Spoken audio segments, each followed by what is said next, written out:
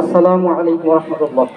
আল্লাহু আকবার, আল্লাহু আকবার, লা ইলাহা ইল্লাল্লাহু আল্লাহু আকবার, আল্লাহু আকবার ওয়া লিল্লাহিল হামদ। সম্মানিত এলাকাবাসী, সাকুয়াপুরের পার ঈদগাহের মাঠের সালাত যত সময় শুরু হয়ে যাবে 8টায়, তাই আমরা যারা এখনো গুরুত্ব দিতেছি না, রেডি প্রস্তুতি হইতেছি না, তাড়াতাড়ি পবিত্রতা কাজ সেরে অতি তাড়াতাড়ি পায়ে হেঁটে হেঁটে জামাতের দিকে চলে আসি। যত সময়ে সালাত শুরু হবে সকাল পূর্ব ঘোষিত 8টা অনুযায়ী, তাই আমরা যারা তৈরি হই নাই তাড়াতাড়ি মাঠের দিকে চলে আসি।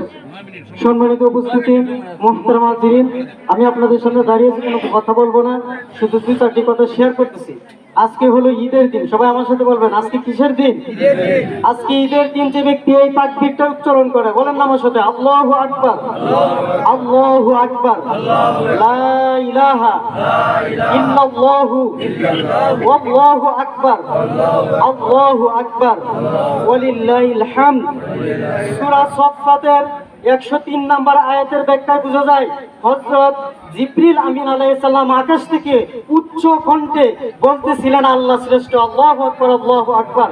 ছেলের চুলির নিচে থেকে ইব্রাহিম আলাইহিস সালাম যখন ছুরি চালাতেছেন ছেলের গলায়, তখন উনি বলতেছিলেন, লা ইলাহা ইল্লাল্লাহু ওয়াল্লাহু আকবার। আমি বলতেছি আল্লাহ ছাড়া কোনো মাবুদ নাই, আল্লাহই শ্রেষ্ঠ। বলেন কে শ্রেষ্ঠ? ছেলে ছুরির নিচে থেকে বলতেছিল আল্লাহু আকবার, আমি বলতেছি আল্লাহ শ্রেষ্ঠ।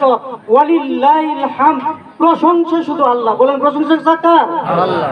আল্লাহ রাসূল সাল্লাল্লাহু আলাইহি সাল্লামকে জিজ্ঞেস করলো, ফামা লানা ফিহা, ইয়া আল্লাহ রাসূল সাল্লাম, এই কুরবানিতে আমাদের উপকারটা কি হবে? রাসূল করিম সাল্লাল্লাহু আলাইহি সাল্লাম সহিহ সুনান ইবনে মাজাহ 3127 নং হাদিস, আল্লাহ রাসূল বলেন, সুন্নাত আবিকুম ইব্রাহিম আলাইহিস সালাম, সেটা তোমাদের পিতা জাতির পিতা ইব্রাহিম আলাইহিস সালাম আদর্শ। বলিনা সুবহানাল্লাহ। ফামা লানা ফিহা, এই কুরবানি করাতে আমাদের উপকার কি আছে? আল্লাহ রাসূল সাল্লাল্লাহু আলাইহি সাল্লাম বলেন, বিকুল্লি শারাতিন হাসানা, প্রত্যেকটা লুমের পরিবর্তে পশুর শরীরে যতগুলো লুম রয়েছে, পশম রয়েছে, কোটি কোটি অগণিত অসংখ্য গণনা করা যায় না, তুলনা করা যায় না, কোটি কোটি মিলিয়ন মিলিয়ন আমল নামায় নাকি দেওয়া হবে। সুবহানাল্লাহ।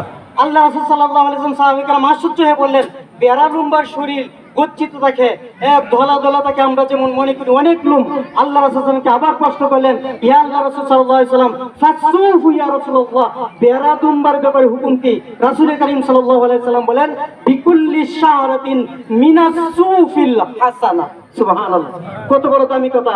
সহিহ বুখারী শরীফের 130 নম্বর পৃষ্ঠা 941 নং হাদিস দ্বারা সহিহ বুখারীর 13 নম্বর অধ্যায় কিতাবুল ঈদাইনে 3 নম্বর পরিচ্ছেদ দ্বারা বোঝা যায়, সুন্নাতুল ঈদাইনে লি আহলিল ইসলাম, যে ব্যক্তি সুন্নাত আদায় করে ওই ব্যক্তি ইসলামকে উজ্জীবিত করলো। সুবহানাল্লাহ। আজকের যে সুন্নাত, এই বিষয়ে ইমাম বুখারী রাহমাতুল্লাহি আলাইহি বলেন, সহিহ বুখারীর প্রথম খণ্ডে 13 নম্বর অধ্যায় 3 নম্বর পরিচ্ছেদে, বাবুল ইন্নাল ইসলাম লি আহলিল ইসলাম, মানে সুন্নতি লি আহলিল ইসলাম, সুন্নাতের দ্বারা ইসলাম জাগ্রত হয়, সুন্নতি হলো ইসলাম। সুবহানাল্লাহ। বারা রাদিয়াল্লাহু তাআলা বলতেছেন, ইয়াকতুবু ফাকালা, রাসূল সাল্লাল্লাহু আলাইহি ওয়াসাল্লাম আমাদের সামনে ভাষণ দিলেন। ভাষণ দিয়ে কি বললেন? ইন্না আউওয়ালা মা নাবদাউ মিন ইয়াউমিনা আজকে সর্বপ্রথম যে কাজটা শুরু করব সেটা হলো আন নুসাল্লি, সর্বপ্রথম সালাত আদায় করো, ফানানহারা, ফানারজা, এবং ফিরে আসবো কি করব? সেটা হলো কুরবানি, ফানানহারা, এবং কুরবানি আদায় করব।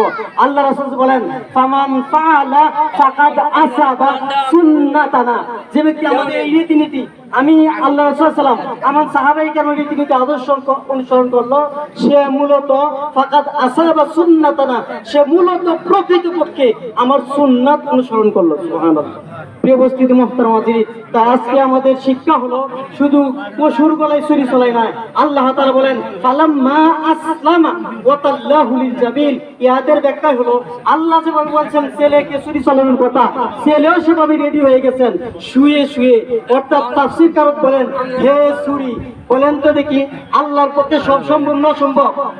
ওই ছুরি, তুমি ইব্রাহিমের আদেশ পালন করতে ইসমাইলের গলা কেন কাটতেছো না? সূরা উত্তর দিয়েছিল, আল্লাহ তাআলা আমাকে অসংখ্য বার অগণিত বার নিষেধ করেছেন যে ইসমাইল আলাইহিস সালাম গলাটা না কাটতে। সুবহানাল্লাহ। আর সালামা বলা হয় আল্লাহ যেভাবে বলেছেন সেভাবে স্যালেন্ডার করা, আল্লাহর হুকুমকে স্যালেন্ডার করা, মেনে নেওয়া, নবীর আদর্শ জীবন গঠন করা। আল্লাহ তাআলা আপনাকে আমাকে নবীর আদর্শ জীবন গঠন করার, আল্লাহর হুকুম মতে চলার তৌফিক আল্লাহ তাআলা দান করুন। সকলে বলে আমিন। মাইয়ুতির রাসূল ফাকাদ আতা আল্লাহ। সূরা নিসা আল্লাহ তাআলা বলেন, মূলত নবীর যে ব্যক্তি আনুগত্য করলো, আমি আল্লাহ তাআলার অর্ডার হুকুমটাই পালন করলো। বলি না সুবহানাল্লাহ। প্রিয় উপস্থিতি মুহতারাম হাজিরিন, তাহলে আজকে ঈদুল আজহার দিন। ঈদুল আজহা আমরা নামাজ পড়তে আসছি, মূলত আল্লাহ শিক্ষা নেওয়ার জন্য আমরা আসছি। আল্লাহ আমাদেরকে সুশিক্ষা অর্জনের মাধ্যমে সমাজ জাতি গঠন করার তৌফিক দান করুন। সকলে বলে আমিন। আল্লাহু আকবার।